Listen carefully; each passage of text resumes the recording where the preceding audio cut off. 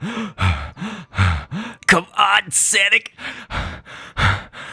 Gotta go fast. Hello again, YouTube! This is Dr. Kendo, and I'm back with Scribblenauts Unlimited, the object editor commentaries where I create your favorite characters from video games, movies, TV shows, nerd and geek culture, except for YouTubers, and I make them here in the object editor. Whatever is the most popular or most requested by the most amount of different people will get created, so we've started off with a runner as the source object. You could use athlete, jogger, they all kind of create the same stamp or source, and we've put an ostrich egg down for the body, and then we're using one of these 29-page library arms from the 20th page, and this arm shape I think I use a lot, so you should hopefully be familiar with it if you've seen plenty of my episodes. But today it's to create two characters. This first one is Sanic, so we gotta go fast here. We're placing down a mozzarella. That's gonna be the spelling of mozzarella, like there's, two Z's, one R, two L's. That's, I think, how it has to end up. But anyway, that's gonna be for the hands on one side, and then the egg is also gonna be for the hand on the other side, as well as his belly. His belly sort of has that weird egg shape.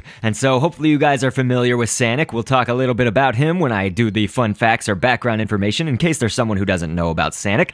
Sailfish, we're taking the fin. It's kind of that front fin that has almost this little pointy shape to it and stuff. That's going to be for his legs, both of them actually. But then we're going to add some parts to it for the feet. So here I'm going to type in a kidney bean. You could probably use several different shapes. 29-page library shapes could work. Just various shapes I think could kind of fit. Depends on what you want your design to look like, but most of it will look probably very similar, and I've used the middle part of a worm's body, so a worm is the other little foot right there. So one thing that I like to say, of course, though, is that whenever you're creating in this game, there are at least like 5 or 10 different ways minimum that you could create every different character pretty well, So it's like, if you would have used something else for a stamp, for your design on your Sanic or any of these creations that I ever do, you don't need to tell me. There's always a chance that you could use something else, These videos just hopefully will give you ideas, and if you're stuck on anything, maybe it'll help you. You can use my stamps or whatever. A kiwi, the fruit, is for the head, and we've used tear in either which direction. That's going to be for the whites of the eyes, and then a pimple for the black pupil dot of his eyes. The same 29-page library arm shape, that is for his right arm to our left. I use that twice as his little mouth there, so pointing in either direction, that will be for the mouth. And then the top spike on his head, that is a fang. And then we've got ivory for the second, I guess, little point, his spiky hair. And we're going to go with a great white shark, and we're going to take the top fin, which is, I guess, the dorsal fin of the great white. Another ivory will be down below that, and we're just kind of assembling all of his spiky hairs and things here, but we have run out of stamp space on this last little fang, which I think is perfect because I think that's the last piece that I wanted to include for Sanic. So it looks good. So on to the properties editor and to do the scripting and everything. So whenever I'm doing this in my commentaries, I like to read background information or fun facts. So here we go. Sanic, which is a misspelling of Sonic on purpose, refers to fan artworks and game modifications showcasing a very poorly drawn version of Sonic the Hedgehog. Surely you've heard of the gotta go fast meme or slogan. Well, Sanic is often associated with the poorly drawn illustration with that title. To quote knowyourmeme.com on the origins of Sanic, I quote, "On March 31st, 2010, YouTuber Onyx Heart," that's Onyx with a 0 by the way, uploaded a video titled How to Draw Sanic Hedgehog, containing footage of a Sonic the Hedgehog illustration being drawn in Microsoft Paint, accompanied by a distorted version of the music from the Green Hill Zone Sonic the Hedgehog level. It has spread so much that as of March 2014, there were more than 3,300 fan art illustrations on DeviantArt under the tag of Sanic, and honestly, just search for it on Google and you'll find some pretty goofy Sanic games to play. But here we are. I think I might have made my Sanic a little bit weak because I can see that I'm, making him fight this evil robot or whatever, and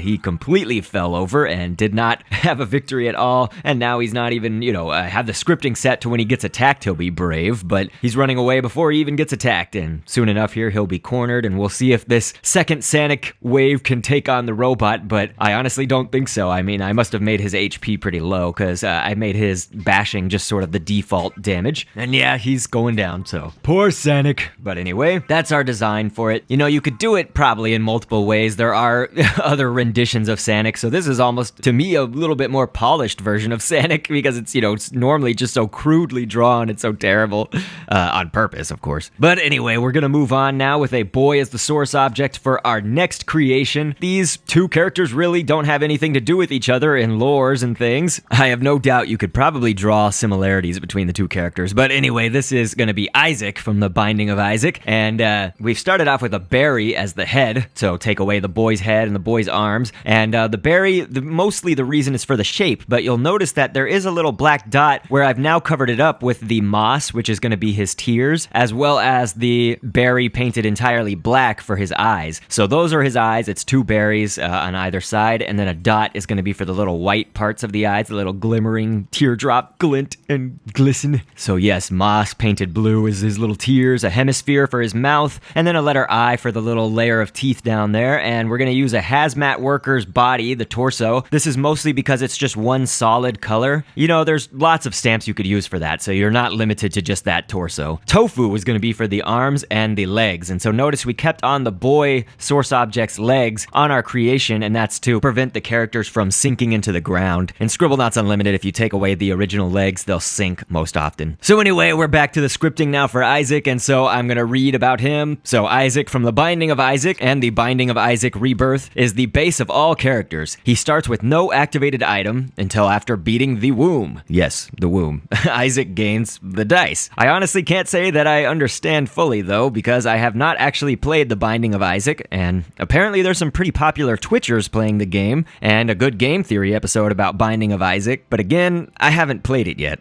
I've played or seen only about half of the things that my viewers typically request, and as I keep getting older with more and more responsibilities in my life, and as more games or TV shows or movies continue to come out, I think I will have experienced fewer and fewer of them as time goes on, because there's just so many things I wish I could see or play, but so very, very little time for me. But some quick interesting trivia for you is that the name Isaac actually means laughter in Hebrew, which is not like The Binding of Isaac's Isaac, who is constantly crying. And Isaac, along with the game, is named after the Old Testament account of The Binding of Isaac, which also shares the basics of the storyline in which God asked Abraham to sacrifice his son Isaac to him. And so we're going to put down this demon kind of as, I guess, somewhat appropriate. Isaac is shooting out a bubble as his projectile. That's to be like his tears, of course. You know, it's obvious that he doesn't shoot out bubbles in the game, but the bubble shape is also something you probably could use for your Isaac's head shape if you wanted to. So, you know, bubble, berry, whatever you think is better. And of course, again, as I mentioned before, you know, there are plenty of ways to create things in this game, so this is not gonna be the end-all be-all. And with most ranged characters, this kind of happens whenever I want like an allied battle. Unfortunately, your ranged characters in Scribblenauts, since it's just one 2D plane, they can hit their people that you presume to be allies. You know, I wanted Sanic and Isaac to kind of take on this demon together, and so